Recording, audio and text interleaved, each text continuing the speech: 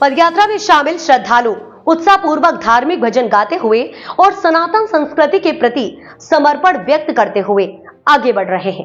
पंडित धीरेन्द्र कृष्ण शास्त्री ने कहा, हमारे समाज में व्याप्त छुआछूत जैसी कुप्रथाएं हमें तोड़ने का कार्य करती हैं। हमें मिलकर इसे खत्म करना होगा और भारत को एक सशक्त और अखंड हिंदू राष्ट्र बनाना होगा। बाबा बागेश्वर हिंदू एकता पदयात्रा कहां तक पहुंची है? 7वें दिन पंडित धीरेन्द्र शास्त्री की यात्रा। बागेश्वर धाम के प्रमुख पंडित धीरेन्द्र कृष्ण शास्त्री इन दिनों खास मकसद से पदयात्रा पर निकले हुए हैं। ये मकसद है हिंदुओं को एक साथ लाना और जातियों के फर्क को खत्म करना। इस एकता पदयात्रा का आज 7वां दिन है। बाबा का कारवां जैसे जैसे आगे बढ़ रहा है, लोगों की भारी भीड़ उनके साथ नजर आ रही है। यात्रा में शामिल हर भक्त बाबा के मिशन के साथ है। यात्रा के मार्ग में विभिन्न स्थानों पर भक्तों के लिए भंडारे और आश्रम की व्यवस्था की गई है। स्थानीय जनता भी इस यात्रा का खुले दिल से स्वागत कर रही है। ये पदयात्रा केवल धार्मिक आयोजन नहीं, बल्कि समाज को एकजुट करने और सनातन संस्कृति के प्रति जागरूकता फैलाने का एक महत्वपूर्ण प्रयास है। बाबा बागेश्वर की पदयात्रा में शामिल होने पहुंचे बीजेपी नेता मनोज तिवारी बोले, एक रहोगे तो सेफ रहोगे।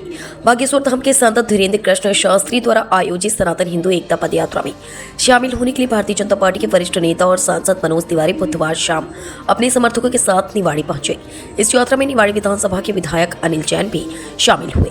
मनोज तिवारी ने इसी सनातन धर्म और एकता का कुंभ बताते हुए इसकी महत्ता पर प्रकाश डाला।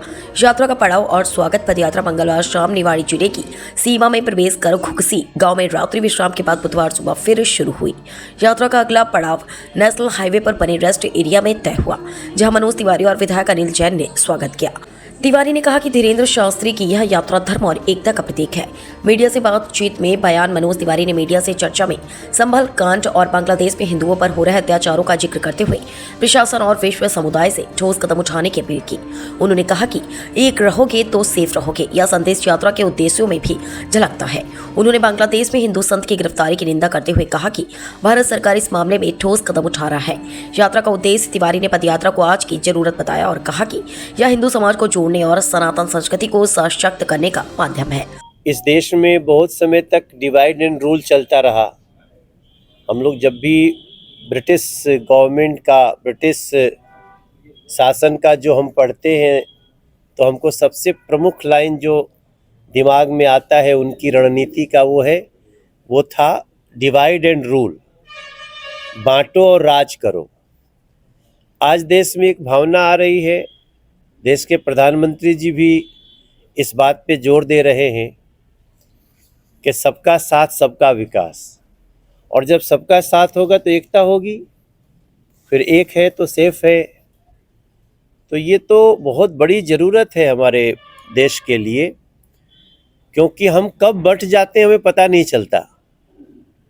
ये बांटने वाले बड़े सियाने होते हैं साहब, ये कब हमें बांट देंगे, क्योंकि मनुष्य इमोशनल प्राणी है, वो भावनात्मक रूप से सोचता है। तो पता नहीं कुछ लोगों को बुरा लगेगा, लेकिन इस शरीर को भी जब हम अंतिम क्रिया के लिए जाते हैं तो लंबा टाइम लगता है, मगर भावनाओं से जलाना एक भभक जाता है आदमी क्षण में। बुधवार रात्रि यात्रा नेशनल हाईवे स्थित रेस्ट एरिया में विश्राम करेगी, जिसके बाद गुरुवार सुबह यह अगले पड़ाव की ओर बढ़ेगी। यात्रा में बड़ी संख्या में श्रद्धालु और समर्थक भी शामिल हुए, जो धर्म, संस्कृति और समाज की एकता के इस संदेश को आगे बढ़ा रहे हैं।